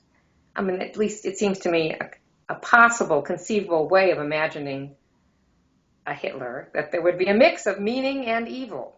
That's my view about that. Now, your case of the torturer, I'm not sure what I want to say about. I mean, I could be convinced either way. On the one hand, the suggestion is that it's, that the aim is very closely tied to something that is purely evil and has no positive value. So by my theory, if you're subjectively engaged in something with no positive value, then that doesn't give meaning to your life. But the adverbial aspect, the exquisite, artistic, creative aspect is makes it sound as if there is a positive value that is maybe contingently connected to it being used on torture. So it makes the case a difficult one for me. And yeah, I mean, what about if I'm confronted with the knowledge that what I am most talented at is something not good? So suppose I have a choice. I mean, I'm thinking of, it was Einstein, wasn't it? Not Oppenheimer. Oppenheimer says we are become destroyers of worlds or something. But wasn't it Einstein who said, had I known, I would have become a locksmith? Now let's assume that he would have made a really bad locksmith and he would have found it boring. But what he's saying is, if I'd known that my work would turn into this, the atomic bomb, better that I be that I lead a meaningless life. Oh, well, that's possible. So what we're confronted with is we still don't really know how to choose between meaning and morality, because it might be the case that we shouldn't make our lives as meaningful as they could be if the thing that you're best at and that you would have the most talent for is actually immoral. I absolutely agree with that. Right. We certainly, and not only do we not know that, to do something seriously immoral is bad, and I think you got something there. I've never meant to suggest that we should live as meaningfully as possible any more than I believe that we should be as moral as possible. So the aim is just to say, look, there are dimensions to the good life. There are dimensions to what's worth aspiring to and raising one's children or encouraging one's society to aspire to, other than being as moral as possible or being moral and being happy. And meaning is a sort of large category in which a lot of other things fit. But the idea that one should maximize any one of these dimensions, especially insofar as they conflict with any of the others, is no part of my view. And in fact, as the kind of example you're giving shows, it would be a bad thing to add to the view. You're reminding me of an article I haven't read for years, but that it was anthologized in various introductory ethics books. The Conscience of Huckleberry Finn, isn't that Jonathan Bennett? Yeah. I remember thinking as a TA, it was my first semester being a TA, this article enraged me because you weren't in a position to. He says, well, obviously he was right not to follow the dictates of his conscience, but then so and so. I can't remember his other examples. One of them was Jonathan Edwards, I think. It was Himmler, Huckleberry Finn, and Jonathan Edwards. Right. What an assortment. Yeah. And sometimes Huck was right to do this, but so and so would have been wrong, and it was like, what do we do? And that wasn't answered, and you're perfectly okay with that. Well, yes. By saying okay, I don't mean happy about it. I mean, this is part of the, look, there are no guarantees in life. One has to stay open-minded. One has to be willing, and as soon as a philosopher says, a philosopher or anyone else says, this is self-evident, there's no going back, I think that's a very dangerous view to have. And again, we can go back to our, American politics right now. I mean, it's just very dangerous. You have to listen to the possible objections to something that seems, self-evident to you now, right? But at the same time, we think we can say fairly clearly that Huck was right. Well, so I'll tell you something beeped. I'm yes. Just wondering what it was. It was on your side, I think. Okay, well, I can't see anything, so anyway, carry on. Well, Jonathan Bennett, I teach this article a lot because I think it's great, it's accessible, it's yeah. The way he opens, he says, when I say something is right, all I mean by it is I strongly believe in it and expect my audience to as well. So he is actually not an objective. I mean, he doesn't have an objectivist view of values. So it's, again, wait and see. You start with, look, I'm talking to an audience, all of whom will agree with me, won't they, that Huck's decision not to turn in the runaway slave was the right decision?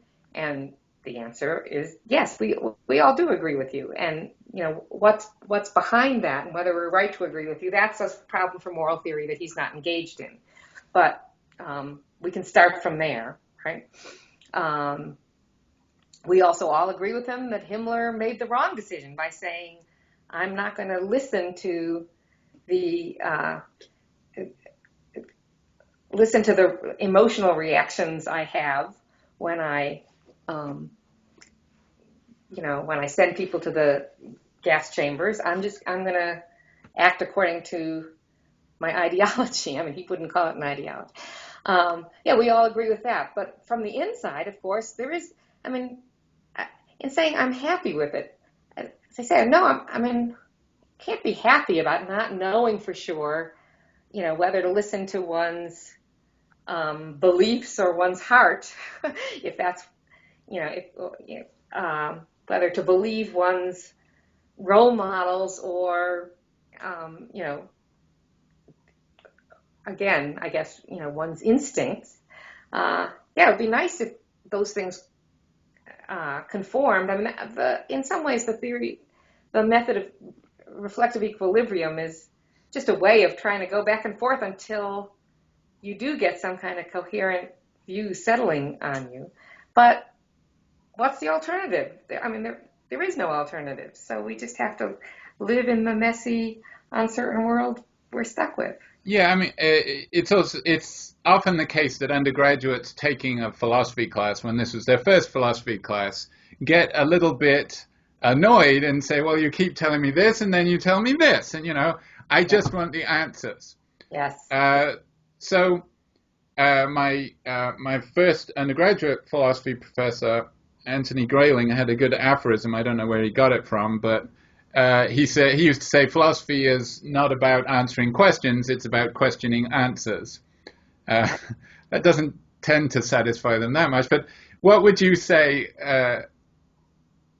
what do you say when people ask you what's the point of philosophy, or do you think that philosophy has a role in the public sphere?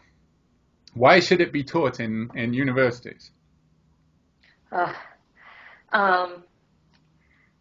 Well,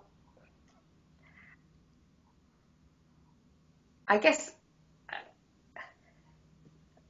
asking that question encourages one to look for an answer in terms of how it makes us better citizens or better thinkers. And that's your... Yeah, that's me. You're running out of battery or something. Anyway, well, we're almost over, right? Yeah. And I think there is a degree to which philosophy does make people better thinkers and better citizens.